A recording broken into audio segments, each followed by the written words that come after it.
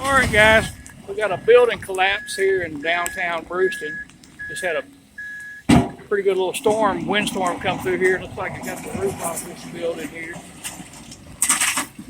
We got the city down here getting some of the debris out of the roadway.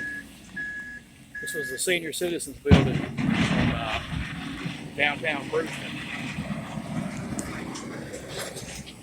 Got some of the awnings off some of the buildings back there too.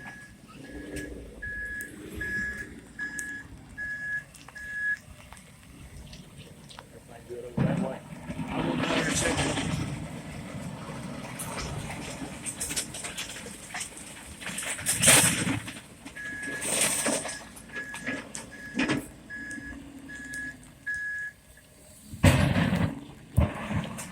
See the debris up there in the tree up there.